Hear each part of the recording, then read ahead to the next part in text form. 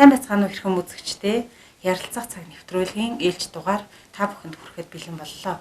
За өнөөдрийн зочноор Налах дүүргийн засаг даргын тамгын газрын нийгмийн хөгжлийн хэлтсийн дарга Эрдэнэ Чимэг өргөдөж оролцож байна. За танд өдрийн мэндийг хүргье. Сайхан зуншиж байна уу? За баярлалаа. Сайхан зүсэж байна уу? Сайхан. За нийгмийн хөгжлийн хэлтсийн дарга гэж нийгмийн салбарыг хариуцдаг нэлээд далайцтай том ажил албан тушаалд очсон байна. Баяр хүргэе. За хизээнээс ажлаа хүлээж авсан бэ?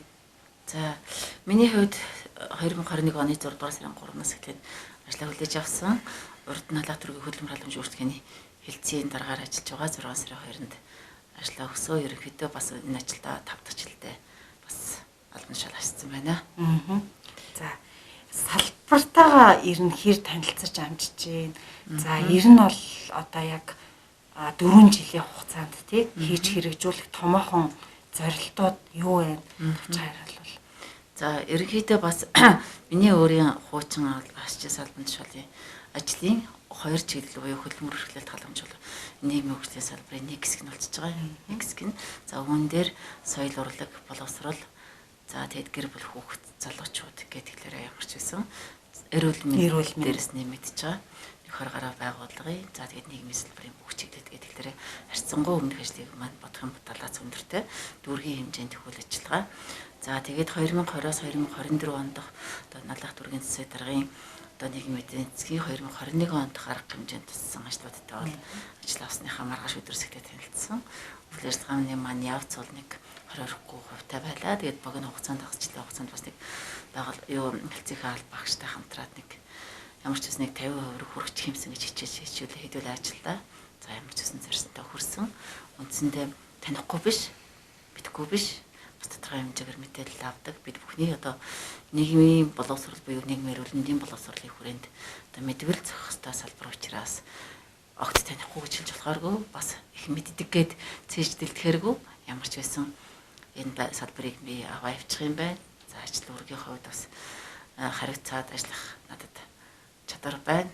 Тэгээд дүүргийн удирдлагуудтайгаа хамтраад энэ Налах дүүргийн хөгжлийн төлөө дүүргийнхээ ард иргэдийн нийгмийн боловсрол болоод эрүүл мэндийн боловсролын төлөө бас тодорхой хэмжээний хувь нэмэр оруулах боломж байна л гэж дүгнэсэндээ.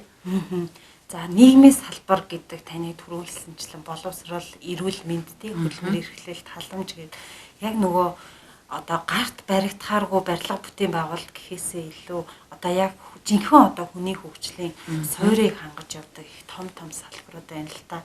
За яг энэ ковидын цаг үед эрүүл мэндийн салбарт бас салбарын талаар ярил тий. За дөрөвт маань эрүүл мэндийн төвөөс гадна дөрвөн өрхийн эрүүл мэндийн төв үйл ажиллагаа явуулж байна. За дөрвөн өрхийн эрүүл мэндийн төв маань дүүргийн эрүүл мэндийн төв болоод дүүргийн засаг даргатай хамтарсан гурван гэрээ байгуулад за энэхээ хэрэгжилтийг хангаад ажилладаг. Энэ ажил мөн одоо засаг даргын үйл ажиллагааны хөтөлбөрийн хүрээнд хэрэгжиж байгаа. За үндсэндээ бүгд нь одоо энэ цар тахлын үед аваад үзэх юм бол үндсэндээ бас одоо эрүүл мэндийн салбарын маань жаахан туйлдж байна. Харахгүй бүтэн 2 жил одоо цар тахал гэдэг одоо гэртээ орох боломжгүй тийм ээ. Завгүй яг л ажлын төлөө энэ дүүргийн ард иргэдийн эрүүл мэндийн төлөө ажилласан юм он цаг өдрүүд үргэлжилж байна. Цаашдаа ч энэ хэвээрээ байх юм бол бас үргэлжлэх маягтай байна. За үндсэндээ бас миний хувьд одоо дүүргийн онцгой комист бас гишүүн яг энэ албан тушаалын үүргээр онцгой комиссийн гишүүн болж байгаа. Тэгээд дүүргийн штаб дээр бас жижигүүрээр гарч дүүргийн одоо эрүүл аюулгүй байдлын төлөө эрүүлийн хэмаананд өрхийн одоо эмч нартайгаа мөр зэрэгцээд ажиллаж байна. Эмч нар болоод цагдаагийнхан онцгой байдлыг эзсэх мэргэжлийн хяналтынхан гэд энэ хүмүүстэй хамтраад ажиллаж байна. За миний хувьд бол нөгөө хөдөлмөр халамж үйлчлэгээний хэлцэд ажиллаж байхдаа тэгээд газраас ирсэн одоо улсын онцгой комисс болоод нийслэлийн онцгой комисс дүүргийн онцгой комиссаас ирсэн үүрэг шийдвэрийг одоо үүрэг шийдвэрийг биелүүлээд хэрэгжилтийг хангаад зөвхөн байгууллагын ажилдаа багштын эрүүл аюулгүй байдлын төлөө за манай байгууллагаар өөрчлөлж байгаа дүүргийн одоо ард иргэдийн эрүүл аюулгүй байдлын төлөө ингээд зохион байгуул зохицуулалтыг хийж ажиллаж байсан бол одоо өнөөдөр дүүргийн хэмжээний асуудал яригдж байна. За тэгэхээр одоо нэг яг улсын онцгой комиссийн гишүүн болоод дүүргийн онцгой комиссийн гишүүн болоод энэ шуурхай штаб дээр одоо 2 дахь удаага 7 хоногийн хугацаанд жижигчүрт гарлаа. Энэ ингээд явцаас нөгөө нэг халуун цэг дээр нь ажиллана гэдэг шиг ингээд онцгой комиссийн гишүүн болоод ажиллаад одоо дүүргийн ард иргэдийн эрүүл мэндийн хэмжээнд зогсож байгаа энэ хугацаанд харахад бол бас ерөнхийдөө ковидын дэгдэлт их байна. Өдөрт нэмэгдэж байна. За өдөртөө шуурхай штабын одоо утас ерөөсөө амрахгүй байна. Тэгээд эндээс ганцхан дүгнэлт хийж л байна л да. одоо ард иргэд маань л өөрсдөө хийнэхгүй байна. Тэрнээс улсаас одоо зохистой одоо боломжийнхоо хэрээр хүнжлийнхээ хэрээр хүлээн чи гэдэг шиг боломжийнхоо хэрээр арга хэмжээ авч байна. Энэ бол ганцхан нэг талын ажил биш юм. Иргэд болоод төр хамтарч ажиллаж байгаа нэшний ард гарахгүй бол төр маань ингээд тэнд ажиллаж байгаа юм чимлэг ажилтнууд байна.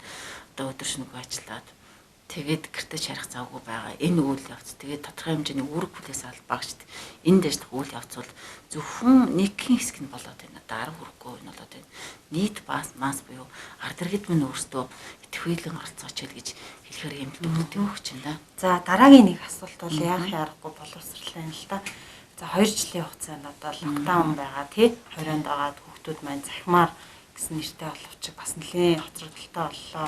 За эслийн ерөнхий шалгалт хойшлолоо. 8 сард гэсэн энэ яамнаас мэдээлэл гаргасан байлээ. Тэгэхээр яг энэ боловсролын салбар за яны ялангуяа 12 дугаар анги төгсөөд энэ ээжтэй бэлтэж байгаа хүүхдүүд хичнээн хүүхэд байна. За эдгээрээс одоо янз бүрийн эсвүүд рүү ч юм уу бусад одоо энэ сургалтуудад хамрагдах хичнээн хүүхэд байна гэх мэтчлэн яг энэ боловсролын салбарын мэдээллийг өгөөч тавьчихсан.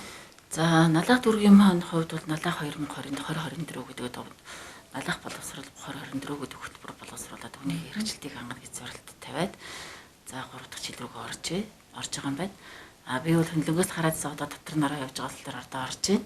За тэгээд энийг бас одоо өнөөдрийн цаг үетэй нийцүүлээд дахиад боловсронгуй болох үйл ажиллагаан дээр манай боловсролын хэлтсийнхэн болоод боловсролын байгууллагын бусад сургуулиудтайгаа хамтраад ажиллаж байгаа.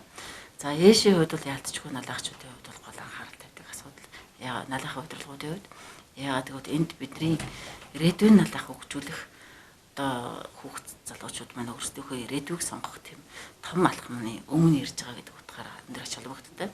Сүүлийн жилүүд бол налахчууд маань ерөнхийдөө энэ налахын хүүхдүүдийн ээжт жахан хангалтгүй үнэлгээ өгöd байна. Налахчууд хамгийн сүүлд ороод байна гэдэг ийм ерөнхий ойлголттой байсан.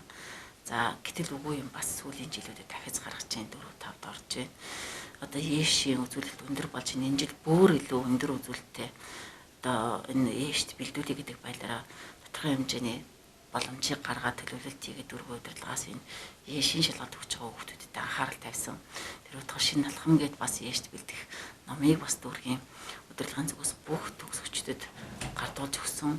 За тэгээд эндээс үзээд ахлаар ерөнхийдөө бол одоо бид бүхний хувьд хүүхдүүдээс асар их өндөр хүлээлттэй байсан. Ягаад гэвэл нээшт тодорхой хэмжээгээр бэлдэх цагийг гаргаж өгöd орсон. Энэ бүрдүүлж өгöd мөн одоо налахын хувьд тий давтлага өгöd налахын хувьд хотод бишээ налах дүүрэгтэй энэ ээшиг авдаг баяа гэдэг Нонгоос эхлээд налах дүүргийн 119 дугаар сургууль дээр ээш авдаг болсон. Энэ бүхэн маань одоо налахчуудынхаа төлөө төрийн удирдлагаас хийж байгаа үйл ажиллагаа. Энэ бүхний үр дүнд бас тодорхой хэмжээний үр дүн гарна гэсэн хүлээлт байсан боловч хойшилчлоо. За тэгээд энэ хойшлох хугацаанд бас хүүхдүүд маань назгарах вэ гэсэн имэйл гэж имэж байна. Гэхдээ бас эцэг эхчүүд маань одоо дүүрэг орон нутгийнхаа энэ удирдлагын хичээл зүтгэлийг бас тодорхой хэмжээгээр үнэлээд хүүхдүүдтэйгээ хамтарч ажиллаад бас хугацаа ухарч байгаа учраас хойшлох биш хойшлоо гэж санаа амрахгүйгээр харин боломж ирж байна гэд илүү сайн бэлдээсэй гэж хүсэж байна. Ерөнхийдөө нэг 300 орчим хүүхэд төгснө. За тэгээд ямар ч байсан одоо мэрэгжлийн боловсрол болоод бусад сургуулиудын сонголт ямар байх вэ гэдэг энэ ээшийн дараа шийдэгдэх учраас одоо яг тийм байна гэж хэлэх боломж харах үгүй. Гэхдээ бас дүүргийн зүгээс бид бүхэн одоо дүүргийн хөдөлмөр халамж үүсгэний хилцс болоод налах политехникийн коллежтэй хамтраад энэ хүүхдүүдийг бас мэрэгжлийн боловсролд дурлуулъя гэдэг ажил зохион байгуулж байна. За энэ хүрээнд бол манай налах политехникийн коллежоос нэг өрөө бас тусдан гаргаад мэрэгжлийн боловсролыг сурталчилдаг нэг тийм дундын явбиста болъё гэдэг ийм шийдэл гаргаад энэ дээр манай налах дүүргийн хөдөлмөр халамж үүсгэний хилцс за нийгмийн хөгжлийн хилцс буюу дүүргийн цаг дарга орлогч нэг баг болоод бас хамтраад ажиллаж байна. Энэ маань бас нийслэлийн хэмжээнд бас нэг тийм шинэлэг жишг болох үйл ажиллагаа болох болов гэсэн бидний хүлээлт байна.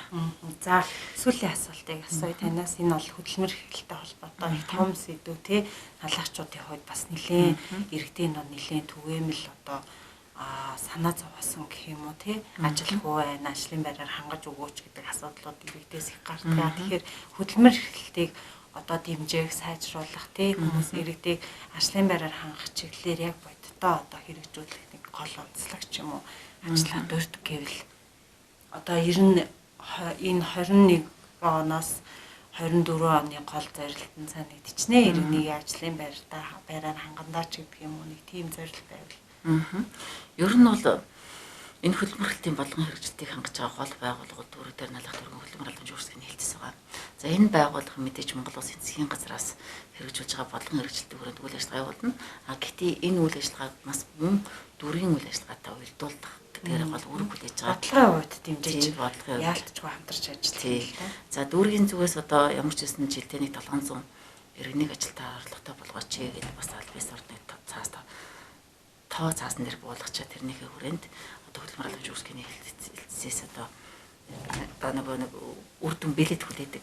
Энэ үр дүн билетийг бол одоо хөдөлмөр халамж үүсгэний хэлтс бол тодорхой хэмжээгээр ямар ч үсник дунджаар жилд нэг 250 иргэнийг 250-аас 300 иргэнийг тодорхой хэмжээний яг байнгын ажлын байранд дуурчлаад үлдсэн тодорхой хэсэг ажлыг нь бол одоо нэг 180-аас 120 орчим иргэнийг бол нийтийн хамарсан ажлын хүрээнд төр ажлын байраар нэг 100 орчим иргэнийг бол одоо энэ дүүрэг орон нутагт үйл ажиллагаа явуулж байгаа. Удирдлагын чанартай барилгын ажлуудад. За тэгээд энэ гориг тэрэлжийн одоо аялал жуулчлалын газар үйл ажиллагаа явуулж байгаа жуулчлалын байгууллагууд удирдлагын чанартайгаар ажиллаж байна.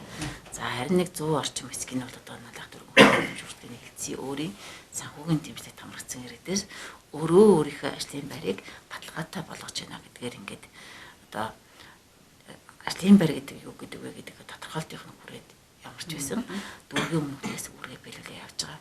За энэ жилийн зорилтын тухайд гэдэг юм. Энэ сайжруулсан уучлаарай, сайжруулсан шахмал төвчний үйлдвэрт ирнэ бас налах дүүргийн иргэдээс одоо хичнээн иргэнийг ажлын байраар нь зурчилж хамгаалсан. За энэ маш гоё асуулт байна. Налагчдын хувьд бол энэ 2016 оноос хойш яригдсан бас том ажлуудын нэг байсан. Энд нэг 2016 уучлаарай 2019 оноос хойш буюу одоо Улаанбаатар хотод шахмал төвчний үйлдвэр байгуулагдаж ирсэн тэр цаг үеэс эхлээд яригдсан.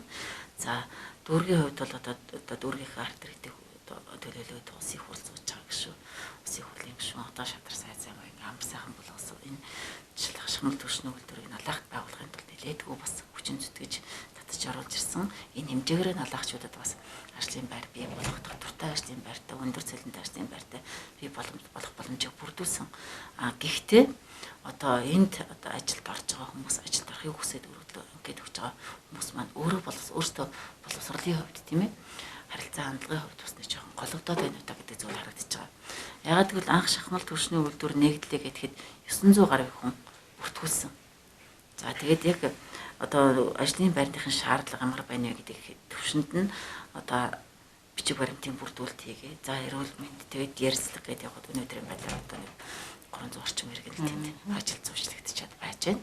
Одоо цаашдаа бас цаашдаа бол нэмэгдэнэ ойлгомжтой. Ягаад гэвэл одоо баруун бүст байгаа тэр шахмал төвшийг одоо энэ зүүн бүст буюу манай энэ баригдсан шахмал төвш дээр төвлөрүүлээд бүр өргөдгөж томсгоно гэж байгаа. Үндсэн одоо борлуулагч, за гэрээт борлуулагч болоод ажигч, тээвэрлэгч одоо үндсэн ажилчид бүгд нийлээд 1500 хүн бол энэ дэш байнгын ажлын байртай болно гэсэн төлөвлөлт байгаа.